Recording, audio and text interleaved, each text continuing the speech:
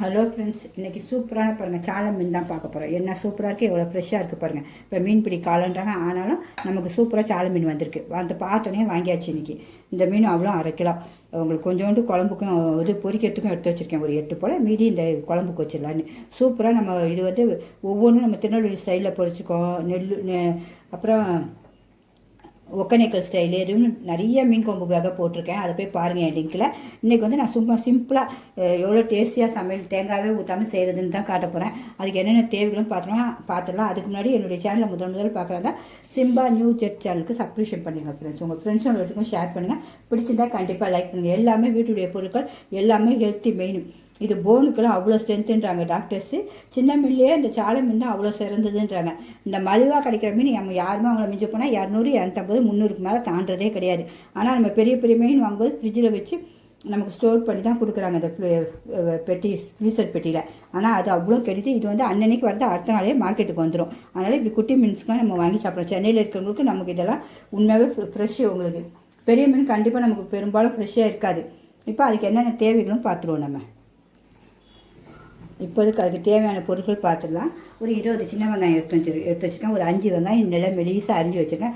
மீதியை உரித்து நசுக்கி வைக்கணும். அம்மிக்கல்லையோ இந்த உரல்லையோ நம்ம நசுக்கிக்கணும். உங்களுக்கு அதுதான் சுவை டேஸ்ட்டு. அப்புறம் 2 பல் பூண்டு ஃபுல்லாக உரிச்சின்னா இதுக்கு டேஸ்ட்டுக்கு பச்சை மிளகா ஒரு காரத்துக்கு எப்போ நீங்கள் போட்டுங்க. நம்ம மிளகாத்தூளும் போடுவோம். புளி ஒரு பெரிய எலுமிச்சங்காய் சைஸு. உங்களுக்கு புளிப்பு தக்காளி இது கொஞ்சம் புளி வந்து ஜாஸ்தி இருக்கும் உங்களுக்கு, அதனால் நான் கொஞ்சம் கம்மியாக எடுத்துருக்கேன். இல்லைனா நீங்கள் நல்லா இன்னும் கொஞ்சம் பெருசாக எடுத்துக்கலாம். இந்த மீனுக்கு தக்க தான் சொல்கிறேன். அப்புறம் கருவேப்பிலை, தக்காளி வேணும். இப்போ தக்காளியும் காட்டிடுறேன். ஒரு தக்காளியும் எடுத்தாச்சு உங்களுக்கு. இதை தக்காளியும் நம்ம நல்லா கையில் தான் பிசைய போகிறோம். எல்லாமே வித்தியாசமாக இருக்கும், செம்ம டேஸ்ட்டாக இருக்கும். ஒரு வாட்டி நீங்கள் ஊற்றி சாப்பிட்டீங்கன்னா விடவே மாட்டீங்க, அவ்வளோ டேஸ்ட்டாக இருக்கும். இந்த பாருங்கள், நம்ம இப்போ பூண்டு தோல் வச்சுட்டு வந்தாச்சு. வெங்காயம் கொஞ்சோண்டு சும்மா அரிஞ்சு வச்சுருக்கோம். உங்கள் மாங்காய் வேணும்னா போட்டுங்க. எனக்கு வீட்டு மாங்காய் வந்துச்சு, சரி உடனே ஒரு 2 துண்டு போட்டேன். மாங்காய் நம்ம எடுத்தால் கொஞ்சம் புளியை குறைச்சிக்கலாம். ஏன்னா தக்காளியும் நான் எடுத்து வச்சுருக்கேன். நீங்கள் 2 தக்காளி கூட போடலாம் புளியை குறைச்சி. நான் பெரிய தக்காளியாக 1 எடுத்து வச்சுருக்கேன். அதனால் புளியை வந்து நீங்கள் இன்னும் கொஞ்சம் குறைச்சிக்கோங்க. வெங்காயத்தை நல்லா நசுக்கி வச்சுருக்கேன். மிக்சியில் அரைக்கிறது வேறு டேஸ்ட்டு, நசுக்கிறது வேறு டேஸ்ட்டு உங்களுக்கு. அதனால் நசுக்கிங்க. இது கருவேப்பிலையும் நம்ம உருவி வச்சுக்கலாம். நமக்கு கருவேப்பிலை முடி வளர்ச்சியை தூண்டும், அதனால் நிறையாவே போடுங்க கருவேப்பிலை. இப்போ பூண்டியும் நம்ம நசுக்கிடுவோம். அதையும் உங்களுக்கு நான் காட்டணும்ல எப்படின்னு. ஏன்னா நம்ம நசுக்கிறது தான் அவ்வளோ டேஸ்ட். ஊர் சைட்லாம் பார்த்திங்கன்னா, கிராம சைட்லாம் எல்லாருமே அம்மியில் தான் செய்வாங்க. அது எவ்வளோ டேஸ்ட்டாக இருக்கும். உண்மையாகவே அவங்க சமையல்லாம் அவ்வளோ டேஸ்ட்டாக இருக்கும்.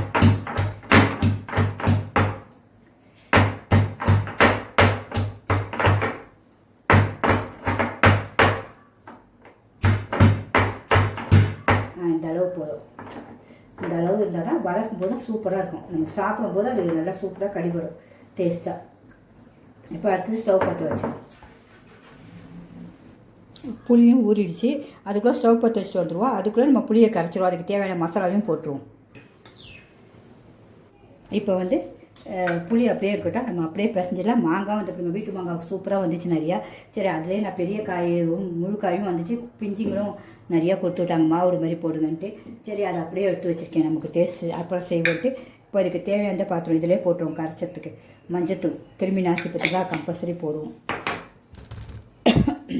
மிளகாத்தூள் அவங்கவுங்க காரத்துக்கு ஏற்ப உங்களுக்கு. வீட்டில் அரைக்கிற மிளகாத்தூள் தான். இதுலேயும் கருவேப்பிலை எக்கச்சக்கம் போட்டு அரைச்சிருப்பேன். நான் அதை 2 ஸ்பூன் ஃபுல்லாக போடுறேன். ஏன்னா காரசாரமாக இருந்தால் தான் மீன் கொஞ்சம் சூப்பராக இருக்கும். இல்லைனா ஒரு மாதிரி நாற்றம் வந்துடும் உங்களுக்கு. தனியாத்தூளும் ஃபுல்லாக 1, இந்த 2 அதே அளவு தான் போடுறேன் உங்களுக்கு. உப்பு அவங்கவுங்க சுவைக்கு ஏற்ப உப்பு உங்களுக்கு. இப்போ இந்த தக்காளி ஒன்று இருக்குது பார்த்திங்களா, இதையும் நல்லா இதிலையே கரைச்சிக்குவேன். உங்களுக்கு நீங்கள் சப்போஸ் தக்காளி நீங்கள் அதில் வதக்கினாலும் சரி தான், இதில் கரைச்சாலும் சரி தான், எல்லாம் டேஸ்ட்டாக தான் இருக்கும் உங்களுக்கு. அவ்வளோதான். எல்லாத்தையும் ஒன்று போல் கரைச்சி வச்சுக்குவோம். நம்ம சட்டி காய ஆரம்பிச்சிச்சு, உங்களுக்கே தெரியும் நினைக்கிறேன். நல்லெண்ணெய் தான் மெயின், உடம்புக்கு நல்லது. நல்லெண்ணெயாக ஊற்றிடுவோம். ஒரு குழிக்கரண்டி ஃபுல்லாக ஊற்றிடுங்க. நல்லெண்ணெய் மீன் குழம்புக்கு அவ்வளோ சூப்பர். ஒரு சின்ன குழிக்கரண்டிக்கு சட்டி காயட்டும். அப்புறம் தான் கடுகு வெந்தயம்லாம் போடணும். இப்போ ஃபஸ்ட்டு கடுகு போட்டுருவோம். கடுகு நல்லா பொரியணும். பொரிஞ்சோன்னு தான் வெந்தயம் போடணும். இப்போ வெந்தயத்தையும் போட்டு கடுகு பொரிஞ்சிச்சு. இப்போ நல்லா பொரிஞ்சிச்சு. இந்த சின்ன வெங்காயம் அரிஞ்சு வச்சுருக்கோம் பார்த்தீங்கன்னா, கொஞ்சோண்டு அதை போட்டுருவோம். ஃபஸ்ட்டு நமக்கு சட்டி நல்லா காஞ்சிச்சுன்னா நீங்கள் வந்து ஸ்லோ பண்ணிடலாம். அதுக்கப்புறம் நமக்கு ரொம்ப இழுக்காது. நல்லா கலர் மாறிட்டோம். கொஞ்சம் பொன்னிறமாக வருது. எல்லோரும் வச்சு பாருங்கள், ரொம்ப சூப்பராக இருக்கும். பிடிச்சிருந்தா கண்டிப்பாக உங்களுக்கு லைக் பண்ணிடணும் ஃப்ரெண்ட்ஸ். இப்போ இந்த பூண்டியும் போட்டுருவோம். இந்த வெங்காயத்தையும் நல்லா வதங்கணும். உங்களுக்கு மாங்காய் லாஸ்ட்டில் தான் போடணும். நல்லா கலர் ப்ரௌன்ஸாக வந்து அந்த வாசனை வரும், அந்த அளவு வதங்கணும். இப்போ ஸ்லோலே வச்சுருவோம். இப்போயே மணக்குது.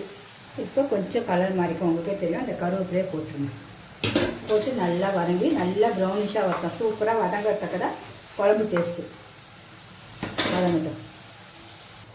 இப்போ இதுக்குள்ளே உங்களுக்கு மிளகு சீரகம் வேணும்னா போட்டுக்கலாம், வேண்டாம்னா விட்டுங்க. நான் சும்மா கொஞ்சம் டேஸ்ட்டுக்காக ஒரு 1/4 ஸ்பூன். அந்த மீன் குழம்புடைய வாசனைகள் அவ்வளோ சூப்பராக இருக்கும், வேறு ஒன்றும் இல்லை.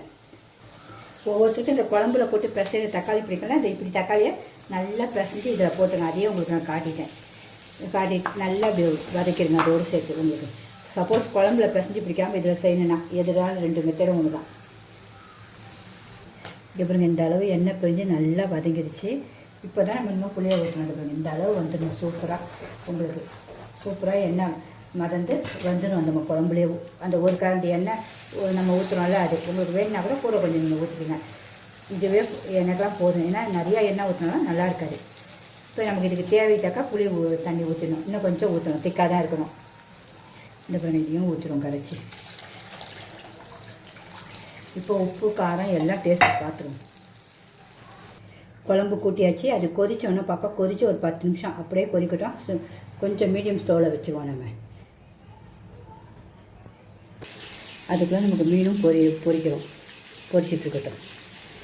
இந்த குழம்பு இந்த அளவு கொதிக்க ஆரம்பிச்சிச்சு. இதில் வந்து ஒரு 10 நிமிஷம் அது பாடு கொதிக்கிட்டு அதுக்கப்புறம் தான் மீன் போடணும், மாங்காய் போடணும். உங்களுக்கு பச்சை மிளகாய் வேணும், இன்னும் கொஞ்சம் நாட்டுக்கு தான் போடணும். அப்போ தான் அந்த சாறு இறங்கும் உங்களுக்கு. இப்போயே போட்டால் ஒரு மாதிரி பச்சை மிளகாய் நல்லா இருக்காது. அந்த டைம் போடும்போது நம்ம சாப்பிடும்போது சுவை சூப்பராக இருக்கும். நம்ம கிண்டி விட்டுக்குங்க.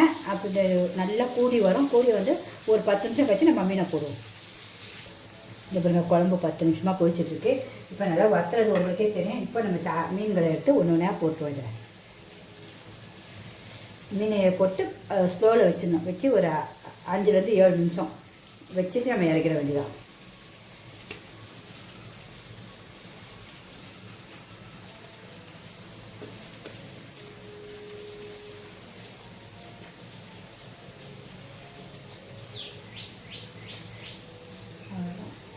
போட்டாச்சு. சூப்பராக போட்டாச்சா. இந்த உங்களுக்கு பச்சை மிளகாய் தேவைனாலும் போட்டுருங்க. இப்போ இந்த டைம் மாங்காயும் இந்த டைம் போட்டுருங்க. ஏன்னா மாங்காயும் ஊறணும். சூப்பர் டேஸ்ட் எல்லாம் சேர்த்து சும்மா செம்மையாக இருக்கும்.